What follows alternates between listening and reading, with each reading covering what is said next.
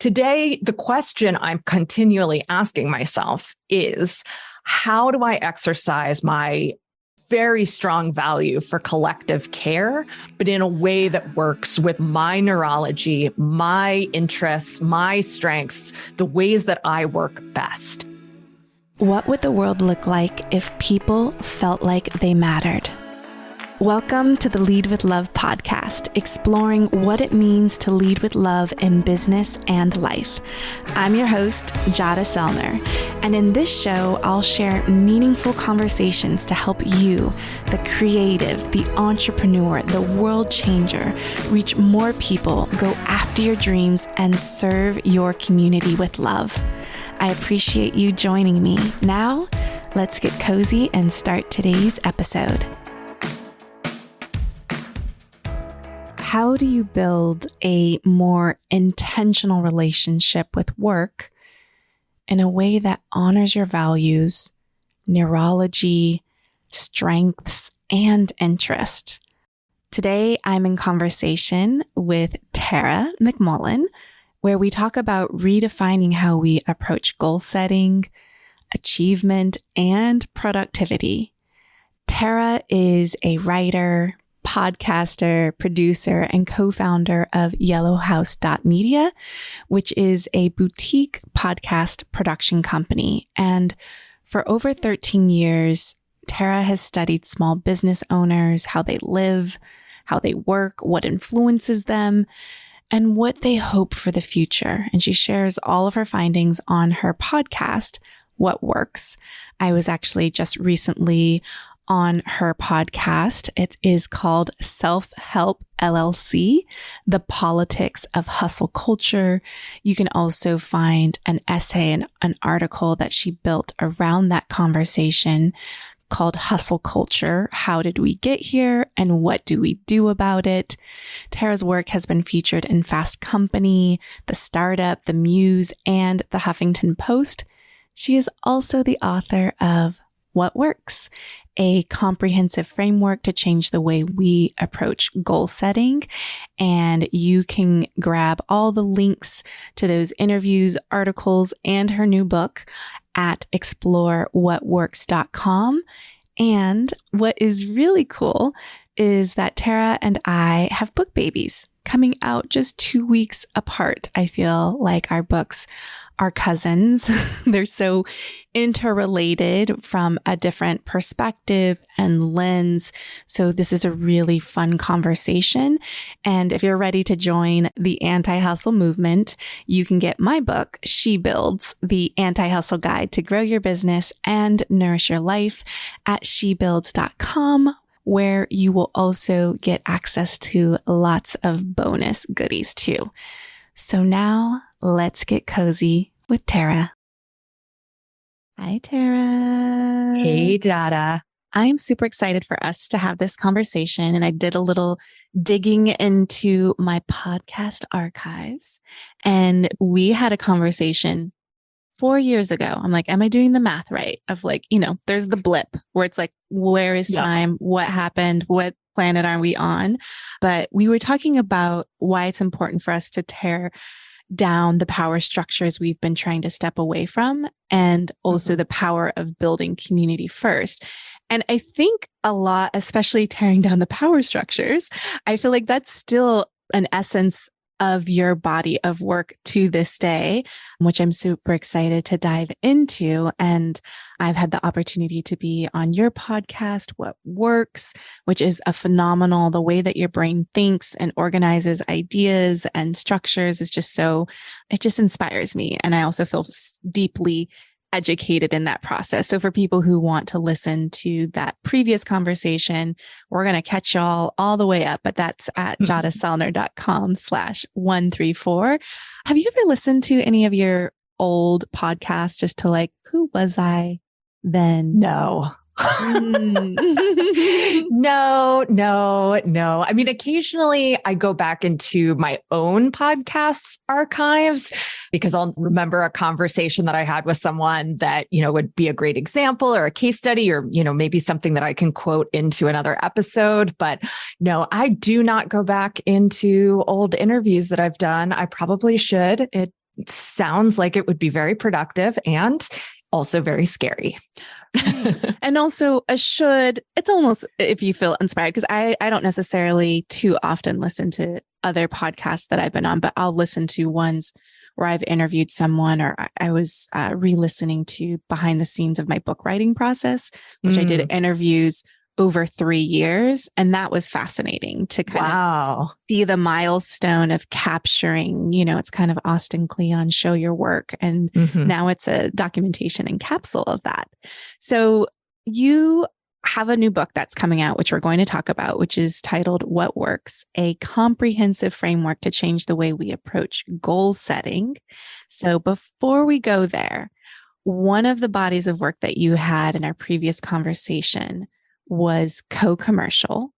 And I'm curious about the pivot, or what kind of you're building your foundation on today. If you could just tell me a bit about the journey from co-commercial to where you are in this moment. Yeah. So co-commercial became the What Works network. It would have been probably very, very shortly after we talked. And is still a community for small business owners to offer peer-to-peer support and conversation and learning in a collaborative environment.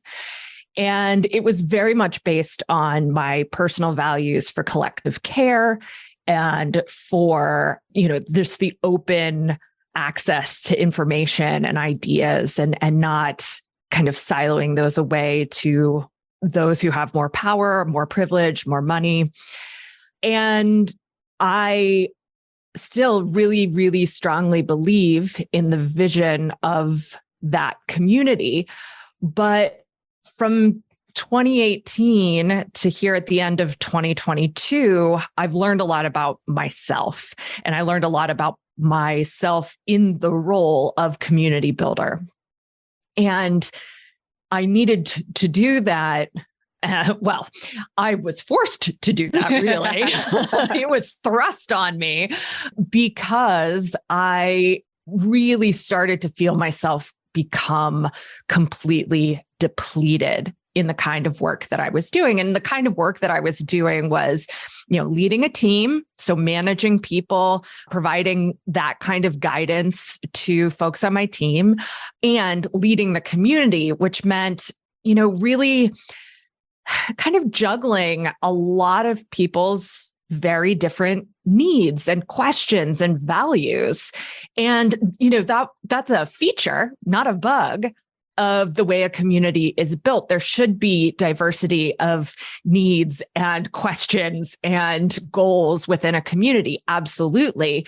And it was getting harder and harder and harder for me to sustain the effort required to do that at the level that I wanted to do it, right? There's tons of online communities where the leader or the organization leading it is not really involved in the culture building within the space, right? It's sort of a no rules zone. Yeah. But one of the things that was really important to us was making it a space that, I don't want to call it a safe space because I'm not sure that there is such a thing as a safe space, but we wanted it to be a place where people knew that we were going to take care of anything that was harmful, anything that got, heated, anything that was out of alignment with the values of the community.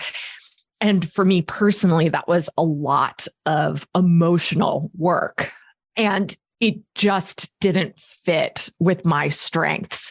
So, 2020 really kind of threw things for a loop in that group because it sort of everyone responded to the pandemic and what that meant for the economy very differently within the community. And it affected people's businesses in very different ways. There were some people who had that sort of survivor guilt, right? Like, well, not only is my business okay, but it's actually doing 3 times as good as it was last year, right? Like we had a number of those.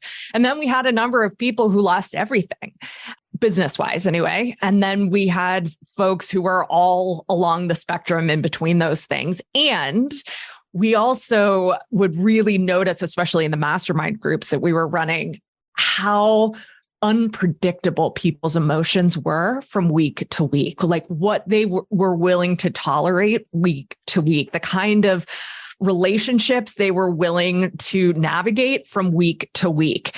And that was really stressful for me because I really rely on predictability to get me through social situations. So in 2021, speaking of which, after,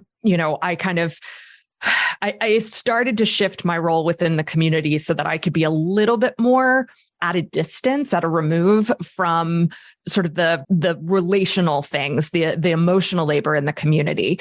But it was still like just not jiving for me. And I was feeling more and more depressed, more and more anxious all the time, to the point where I started to ask some really big questions about myself and, starting to think like, maybe I'm not responding to this, engaging with this the way that maybe a majority of people do, which led me back to a question that I had kind of toyed around with probably for the last 20 plus years, which is, am I autistic?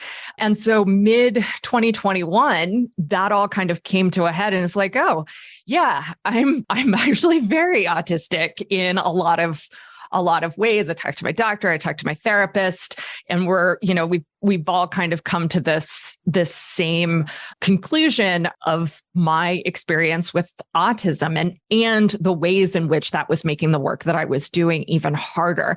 Community building is hard no matter what, right? It is not a walk in the park for anybody. But for me, where I rely so heavily on scripts, I rely so heavily on predictability, I rely so heavily on just all of these coping mechanisms that I've developed over the years for socializing, because I have a hard time, picking up social cues. I have a hard time really understanding what people need from me unless it's been stated explicitly. It was literally depleting all of my emotional energy, all of my mental bandwidth, to the point where I was at one of the lowest points of depression that I've been in my life by the time it was September 2021. And so at that time, I finally made the choice to step away from my role in that community. And luckily, the platform that was hosting us, Mighty Networks, agreed to take on the community themselves. They hired my full-time employee for me. So I didn't even have to, I didn't have to worry about any of that. I mean, obviously we issued some refunds and things like that, but for the most part, in saying, I can't do this anymore, I need out, so many people, really huge ways, came and just really lent their support in material and sort of spiritual ways for me. And so that is no longer part of my business. Like I said, it's something I still believe in so very strongly. But today, to actually answer your question of what I'm building my foundation on, today, the question I'm continually asking myself is, how do I exercise my very strong value for collective care, but in a way that works with my neurology, my interests, my strengths, the ways that I work best? And so for me, that really is exploring ideas, exploring frameworks, exploring paradigms in a way that I couldn't if I was being relied on for like, first you do this, then you do this, then you do this other thing, right? Like that specific kind of expertise that is frankly easier to sell. But yeah, so it's just kind of really thinking about what kind of questions can I put out into the world? What kind of ideas can I put out into the world? What kind of analysis can I put out into the world that furthers this value for collective care while honoring my own needs? And so I don't entirely know business-wise what that looks like for me yet, but I do know what the container of the work looks like, if that makes sense. Yeah. Well, I love that the intention and the value set around collective care is still exist, but not at the cost of abandoning yourself and your own personal needs and personal care.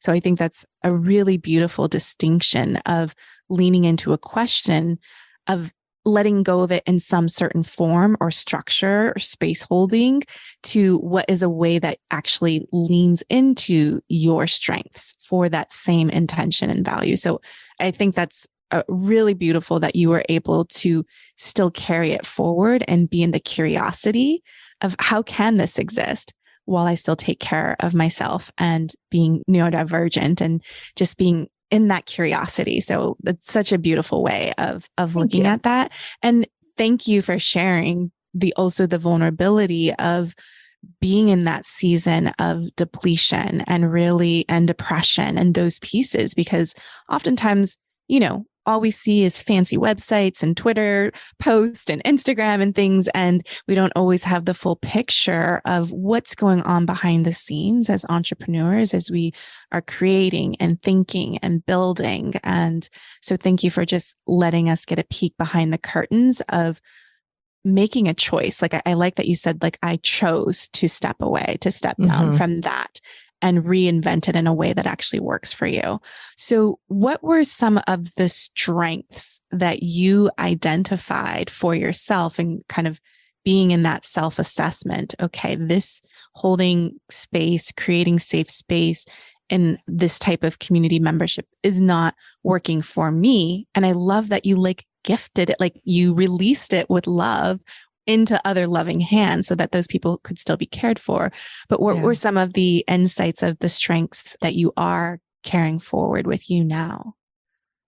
Yeah. So, at the beginning of 2021, one of my attempts at getting my resources back, at starting to feel like myself again after, what was a turbulent year for all of us, involved giving myself some creative space with the content that I was creating. So the blog posts that I was writing, the podcast episodes that I was putting out, social media content, all of that.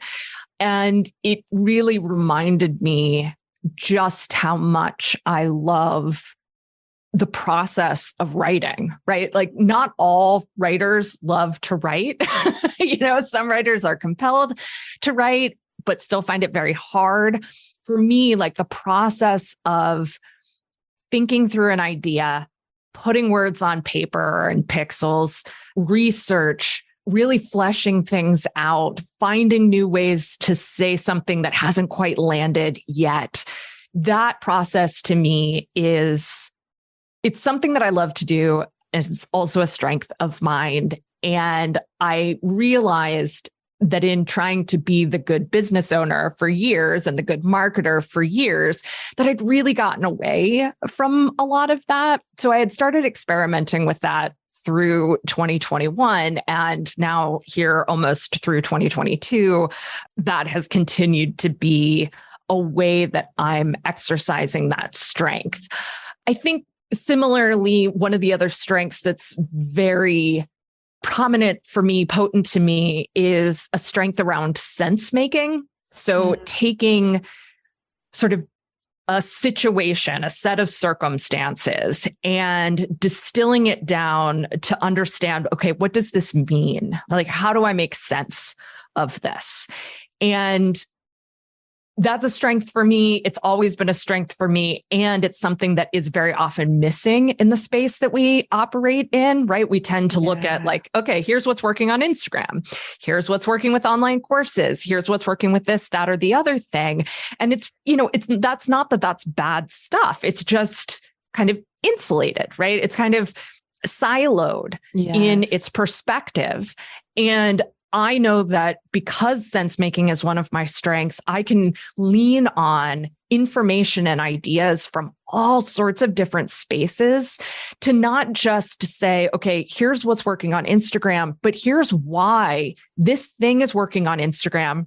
Here's how it's impacting your sense of self.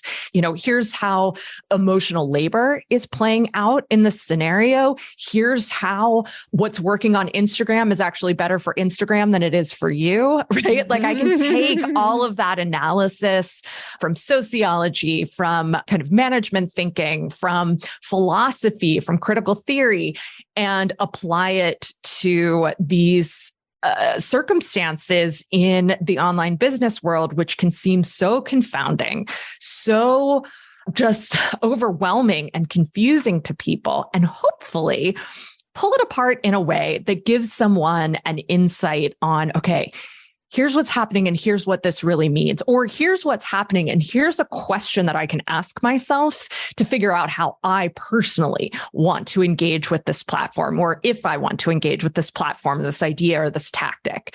So that's another one of the strengths that I think I'm leaning on really heavily. And then I think lastly, as this year is starting to come to a close and I am thinking about, all right, what do I want to do in 2023? Where do I go from here? Yeah. I am starting to think about more collaborative projects again, and collaborative projects in which I'm co-creating things with people, but also kind of doing it in a mentorship and sort of, in a mentorship kind of way, so that I can invite other people into that sense-making process as well. And because I hear from people all the time, that they don't know how to do what I do or how I'm doing it. And while I do think it is a strength of mine, I also think it's something that can be learned, and that it's something that I like engaging people around. And so that's sort of getting back to that like collective care value, and kind of taking what I've learned about me personally and putting that on top of that value. Yeah. Well, it's almost the same way in having the community, the online community, the diversity of needs and voices and experiences. You're bringing that diversity within the writing, the sense making, the collaborative projects. Yeah. It's like nothing is missing in this arena. One curiosity I have is around, did you face any resistance to creating the creative space, like the time and space to actually create? Like, how did you reorient? Almost, I'm kind of curious about the practicality of, when you're busy and you have a full life, how do you create that space to actually have the time to do that deep thinking, researching, writing, sense making? You first starting that out, how did you kind of get into that? Was there any resistance, and how did you make it work for you? And then what does it look like now? No, there was no resistance, because if I could, I would literally spend like every waking moment in this kind of work. And I do, spend so many of my waking moments in this kind of work. So kind of mentally, emotionally, identity-wise, there wasn't any creative resistance to that. In terms of the practical side, I was having to figure out, okay, how do I just make the time for it? But, one of the things that I had already addressed starting in 2021 was just not being on Zoom nearly as much as I used to, and making sure that, my meetings were drawn down from where they were. And so as soon as we started taking meetings off my calendar, I have way more time and space, because a meeting for me is not just the hour that we're in the meeting, or, the hour that we're in the Q&A call. It is a whole process of ramping myself up and ramping myself down. And so one call can easily take up essentially an afternoon's worth of good work. So once we take those, at least some of those meetings off my calendar, well, now suddenly I don't just have those individual hours back. I have multiple hours back per meeting. And so it was actually really easy in some ways to create that space. This year, I went even further. And my goal was, instead of like the sort of, I think, 8 to 10 meetings per week that I had last year, this year I have maybe 3 per week. It's been more recently because, doing as many podcast interviews. Yes. Yeah, it's a book launch. Like I knew this was coming. I was steeling myself for it all year long. But that's been another way that I've made more time and space for this. And then the other thing I'll say too is that I dramatically reduced the frequency of pieces that I was creating. Now, if anyone who follows me is probably thinking, Tara, you produce an insane amount of stuff. Yes, I know. But last year I did twice as much. So last year I was producing a podcast episode and an article every week. And those were 2 separate things. This year, the podcast and the article are the same thing. So I do create 2 separate and distinct pieces of content, but the overlap between them is huge. And that's been really fulfilling for me, both as a kind of an audio producer and also as a writer. But it's also been just it's allowed me to go deeper into each piece that I create. So that came along with switching the podcast to a narrative format instead of just a straight interview style like it had been for years. And then just allowing myself word count. So instead of trying to keep things to 1,500 words or 2,000 words, if I want to tell a story that takes 8,000 words to tell, which is the story I'm currently working on for tomorrow's newsletter, I'm going to take 8,000 words to tell it. It's fine. And the people who want to read all 8,000 words will be thrilled. The people who want to dip in and dip out, they'll be fine with it. And for those who aren't, that's fine too. It's all good. They can read what I put on Instagram, or they can listen to the podcast. That also created a lot of space for me. And then the last thing was I started to allow myself time off on the podcast. And so conceiving of the show in sort of 8-part series instead of just on every week after, week after week after week. So that's created a lot more space for me to dig deep and really give thought to all of the content that I put out. I love it because I'm raising my hand with the energy drain that happens when you show up for calls or meetings or things. And I've made very similar shifts in podcast of it will be seasoned, not an every week thing, to really honor my capacity and show up energy. I'm curious if you have a specific example of how you removed a meeting or made to go from, 8+ meetings in a week down to 3, just for people who are listening, if they were to, like a script or just an example or story of how you let go of a specific meeting or Zoom or commitment or agreement to kind of shift that capacity and show up to be on. Yeah. A lot of it happened just naturally as a result of stepping away from the community. So, for the community, I was on at least 1 call per week, just, facing the community. So a Q&A call, a teaching call, I'm kind of drawing a blank on all the things that I used to do, which is probably a good thing. But, I'd have that kind of a session every single week. I had a meeting with my full-time employee every Friday.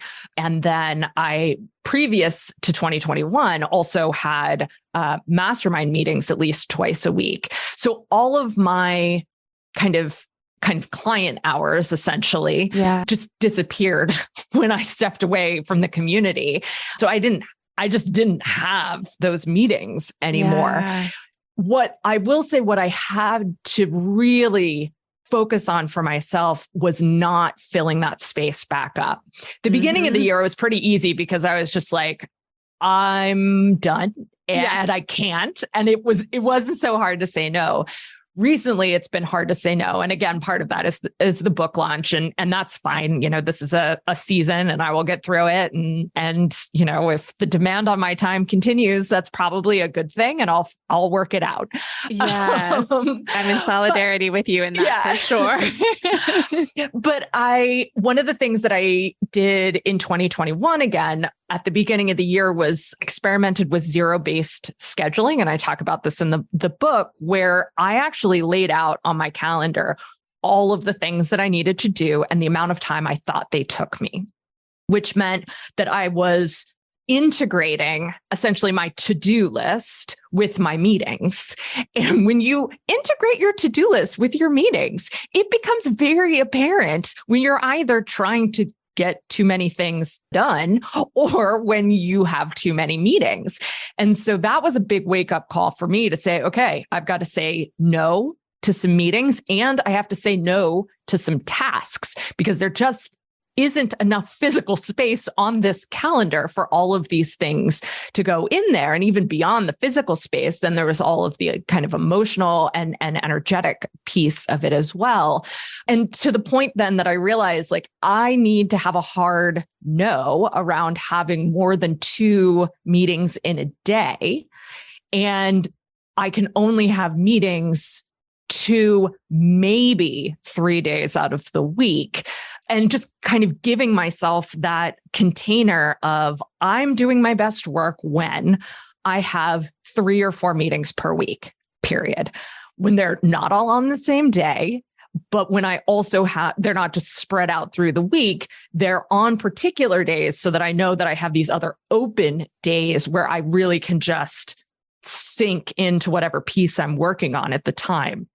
So some of it was really natural. Some of it was, just the natural product of decision making. But a lot of it too was literally taking stock of my time and being able to say objectively when enough is enough.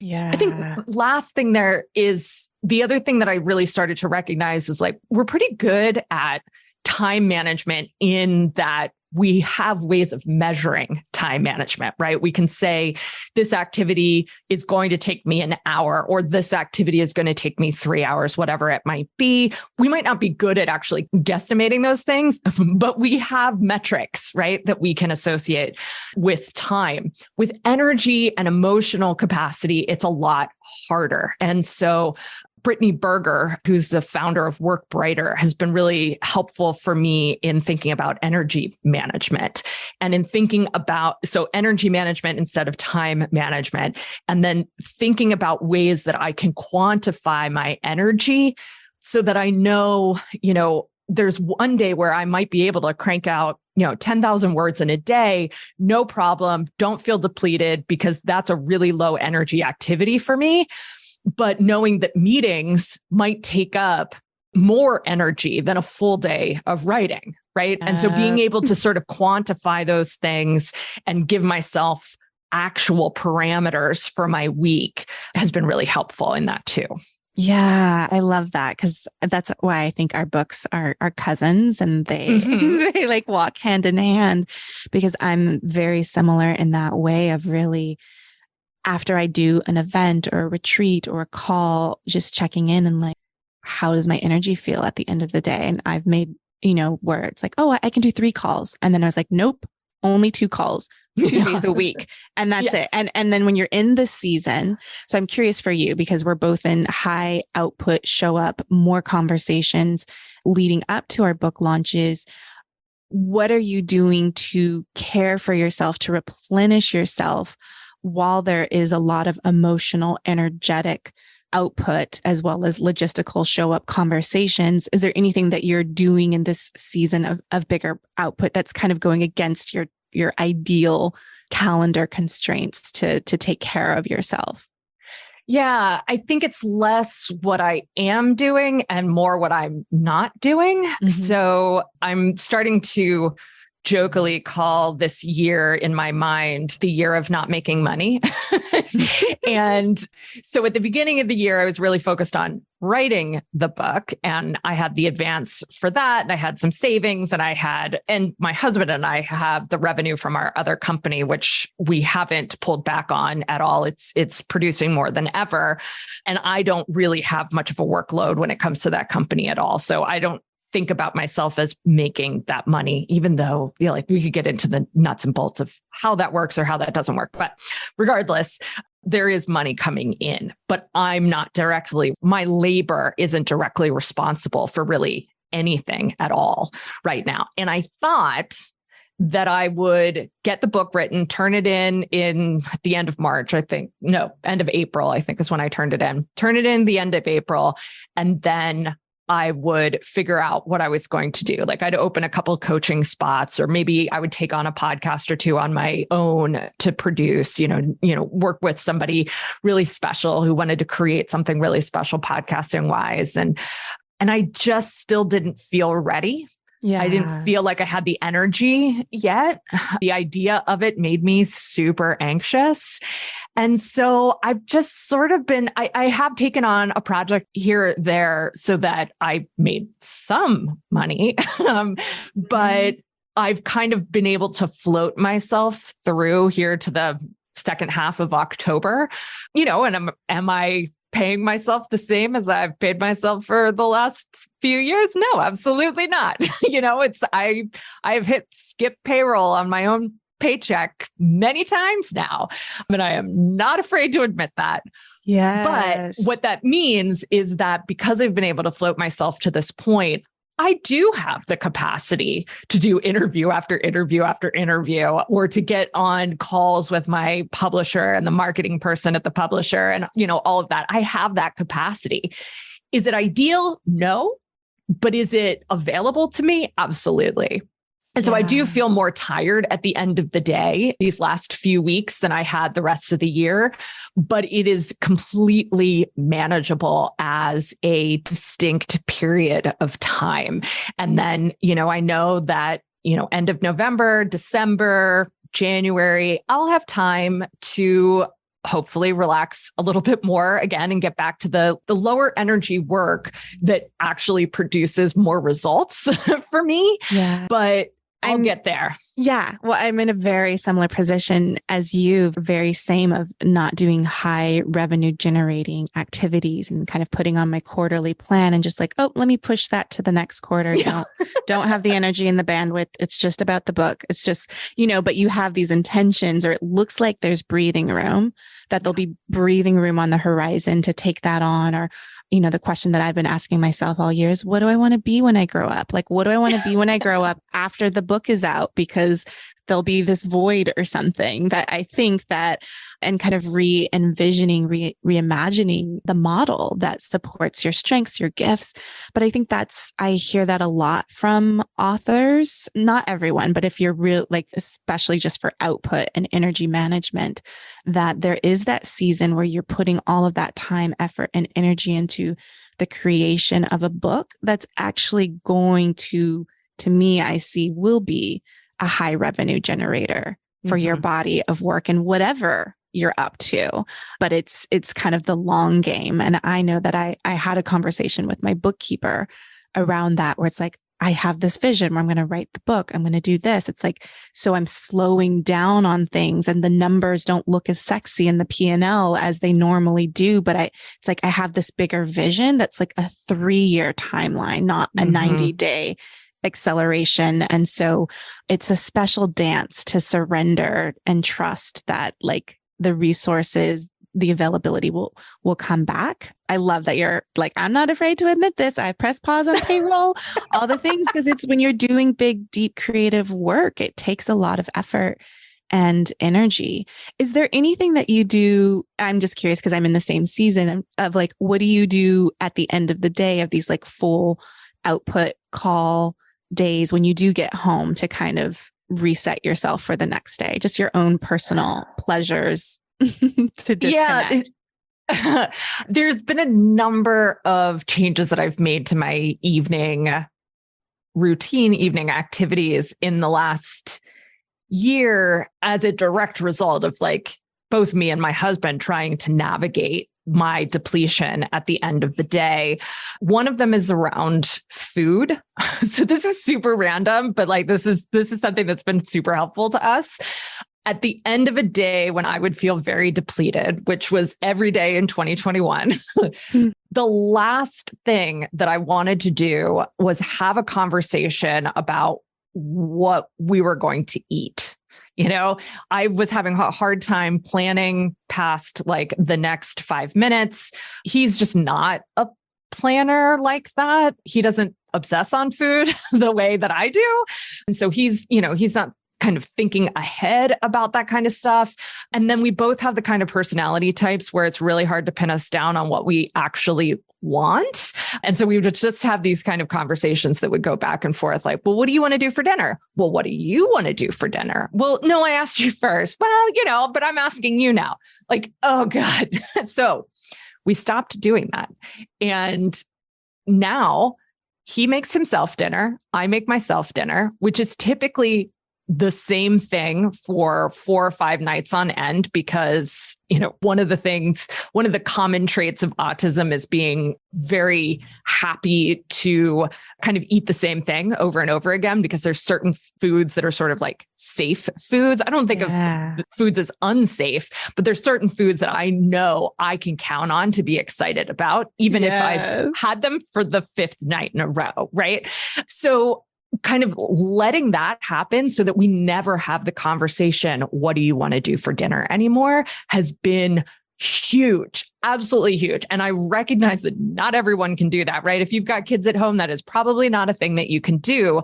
But for us, where it's just the 2 of us most of the time, that's been huge. The other thing that 2 other things I've kind of taken up as ways of getting my head out of work mode, which for me is a big part of starting to feel less depleted, is one, crosswords.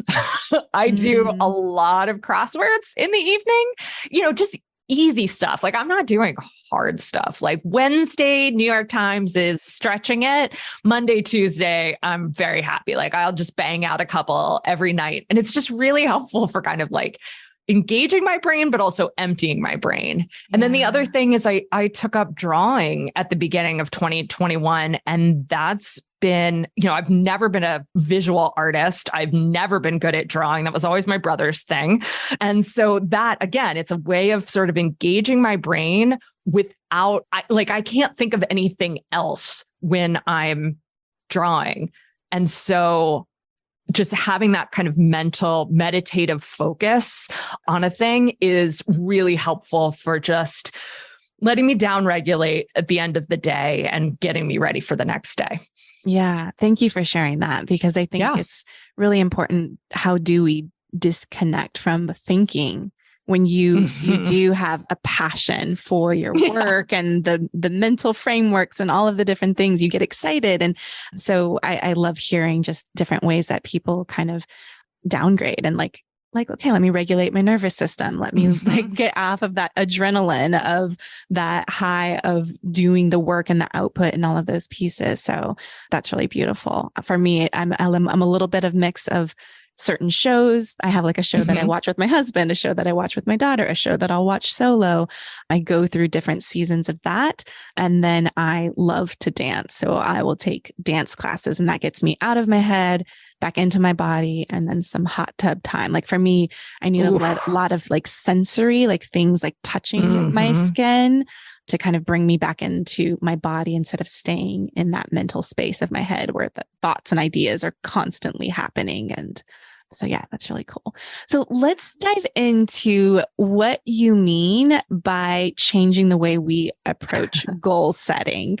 I feel that we have a shared philosophy and approach of just thinking about rethinking goal setting. So I would love for you to dive into like what is feeling most alive for you inside the book of what works that you can share with us. Yeah. So you mentioned when we very first started talking here that, one of the themes of my work is sort of reconsidering and even dismantling existing power structures, right?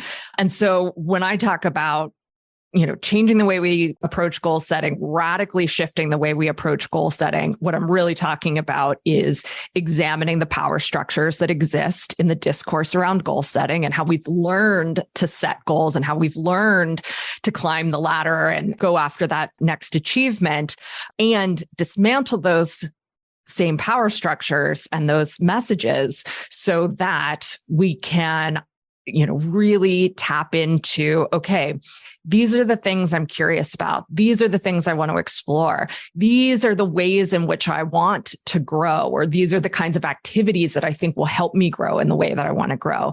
And what does it look like to build a structure and organization for your life that is not based on sort of the status quo pre-existing power structures and all of the traditional messages that we have around those things, but instead is built around our values, our vision for ourselves, the things that we're curious about, and really building something that is practice-oriented rather than achievement-oriented. So I am a classic chronic anxious overachiever, right? I love to say that I've never seen a merit badge or a trophy that I didn't want to earn, right? Like, straight A student, all of those things. If the accolade is out there, I'm going to do whatever I can to grab it. And I know that a lot of people can resonate with that experience. And then I also know that there's a lot of people out there who kind of want to distance themselves from that, right? It's not just that like to each his own. It's like, no, I actively do not want to be that kind of person that Tara just described, right? Yeah. And I get it. And I think that part of it is the result of the power structures that we are reacting to with these different approaches to life. And so what is really different about this book than what else you have probably read on goal setting or productivity or just self-help in general is that the whole first half of the book is a deconstruction. So it's deconstructing media messaging, marketing messaging. It's deconstructing history, cultural kind of forces at play, political forces at play, and saying, okay, here's why we feel so compelled to achieve if we're overachievers, or here's why you feel so compelled to not achieve if you're the opposite of that. Here's why that's happening. Here's what it does to the way we move through the world. Here are some questions that you can ask yourself to examine which of the messages are sort of most potently acting on you and acting on the way that you think and acting on your desires and hijacking your values. So deconstructing all of that in the first half of the book, and then not till that process is at least started in its totality, then the second half of the book is restructuring the way you approach work, life, growth, you name it. The things that you would have been putting sort of that goal setting framework around, but doing it from a very different place. So as I said, one of the big shifts in the book is moving from achievement orientation or goal orientation to practice orientation. And this, to me, is one of my favorite pieces of the work because it draws on all of that deconstruction, but it has this very practical kind of material shift for people so that, when you're thinking about making your plans for the next year, right? When you're thinking about, what do I want out of this year? It's not a list of milestones. It's not a list of accolades. It's not a list of targets that you want to hit. It's instead sort of it's an orientation to the things that you want to play with, the things you want to experiment with, the habits that you want to explore for yourself, but with the idea that you are following a path, not the path, not, certainly not the right path, but a path toward who you want to become. So thinking about like, who does the person I want to become? What do they do on a daily basis? How would they respond to this email? How would they, work with this client differently? You can apply it to basically every little thing that you do. How would I talk to my kids differently about this? How would they talk to their partner differently about this? And embodying that practice on a daily basis as the structure for life, work, relationships, all the things. And little bit by little bit, then reorienting yourself and your identity into a place where, whether you've achieved milestones that were out of your control or not, you feel really satisfied with the ways that you have engaged with life. And that's something that I think is just, for most people across the board, that sense of satisfaction is really missing. And so one of the big goals, my editor told me, maybe you shouldn't say that. But one of my big intentions for the book is to help people lean in to feeling satisfied, to discover that sense of satisfaction that I believe comes from practice as opposed to whatever merit badge you happen to be chasing next. Can you share a specific for you, how you shifted from achievement, when that's your go-to orientation, to moving into practice and into feeling satisfied? Yeah, I think I can probably even use my commitment for this year to describe this. So this year, I could have organized around, say, writing the book and turning it into a New York Times bestseller, right? And there would have been times, time in my life, most of my life, when that would have been the only way that I could conceive of making the space to write a book. Well, if I write a book, it has to be a bestseller, right? That's the goal. And even if I don't, I've had a fairly balanced relationship with goals, so that, I might say to myself, well, even if I don't achieve bestseller status, if I act as if it's going to be a bestseller, then it's going to sell more than it would have otherwise, right? That would have been the way that I used to conceive of this. Now, my commitment for this year was to ask better questions. And so throughout the year, I have been engaging my work with that commitment in mind, which means every time I picked up the manuscript to keep writing, or my draft to keep writing, I'm asking myself, am I asking a better question here? Am I looking at this in a new or different or novel way? When I think about the podcast, am I asking better questions? When I think about my marriage, am I asking better questions? When I think about my relationship with my kid or my ex-husband, am I asking better questions? And it becomes a practice that is not just, sort of future focused and outcome based, but instead is something that I'm literally working with on a daily basis. So the process of the book is asking better questions. The process of the podcast is asking better questions. The process of the newsletter, of rethinking the next phase of, my career, my business, it's all asking better questions. And so here then at the end of the year, or getting to the end of the year, I am just so satisfied with the work that I've put out this year. Are there things that I would have done differently 10 months ago? Yeah. I mean, I think this was before we hit record where we both said, right? Like there's so many other things that here in October 2022, I wish I included in the book in February 2022.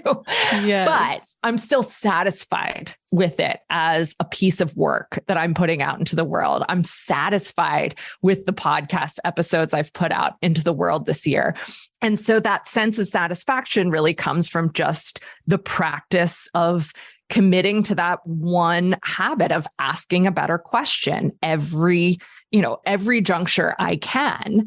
And then what I've found sort of in creating this process is that after about a year, I've internalized that practice, right? So it's less conscious.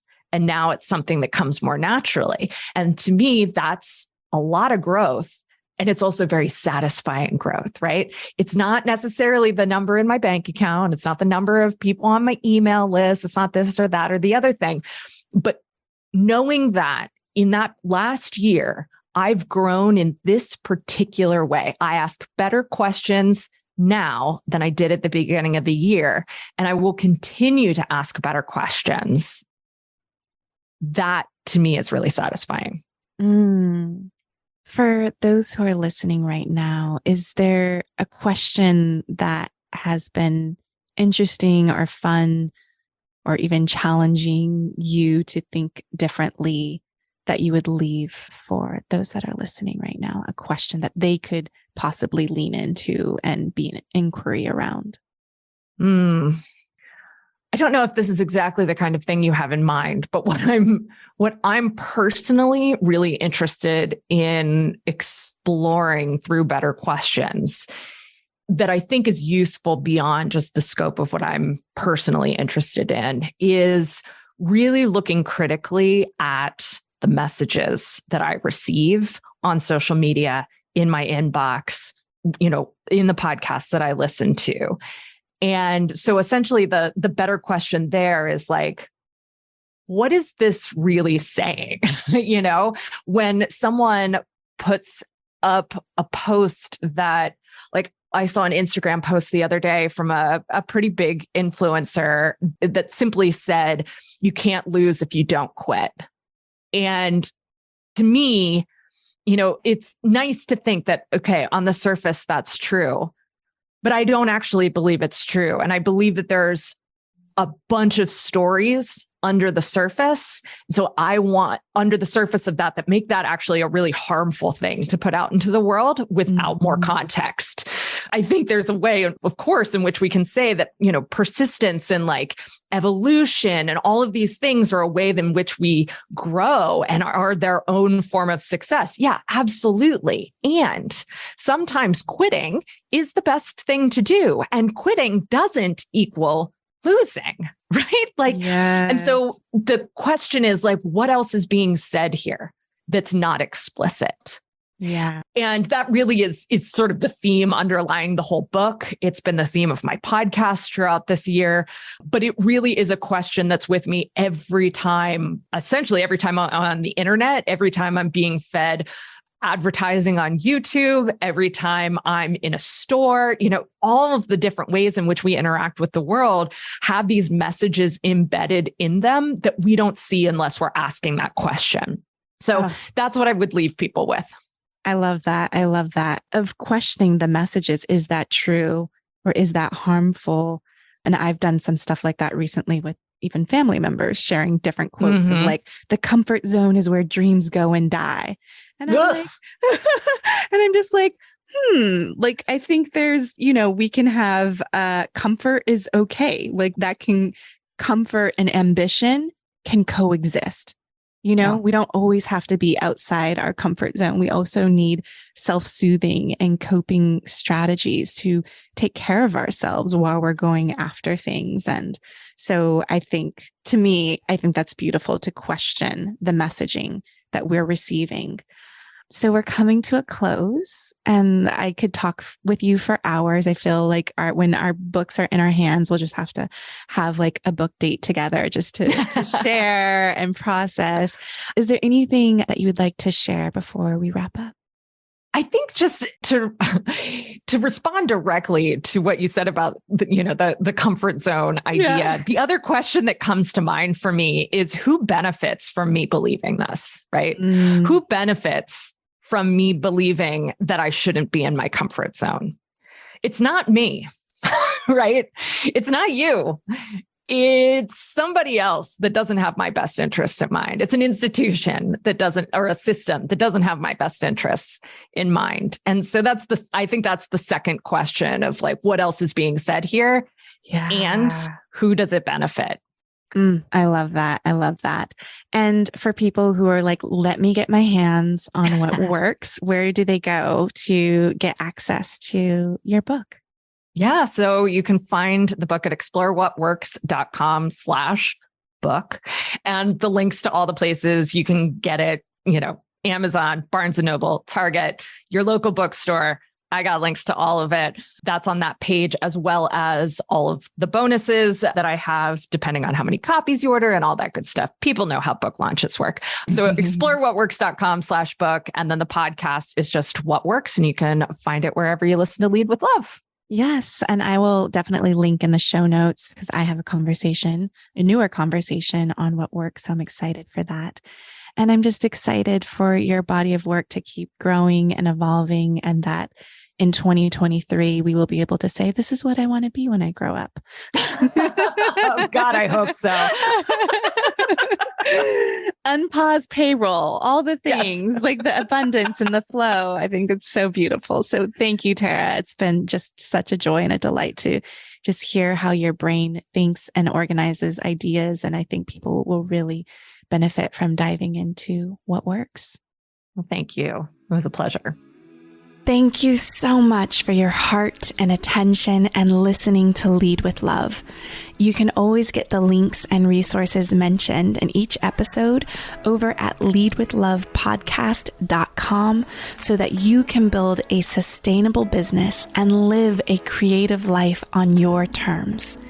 If this message, Leading with Love, resonates with you and you want to take a stand for remembering that there are humans with beating hearts behind the numbers, I would love for you to subscribe so you never miss an episode and leave an honest review.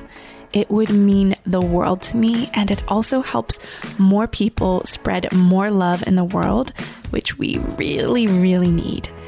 I also love hearing from you. So as you're listening, take a screenshot, share your favorite takeaway, and tag me on Instagram and Facebook at Jada Selner. I really appreciate you, and I'll talk to you soon. Bye.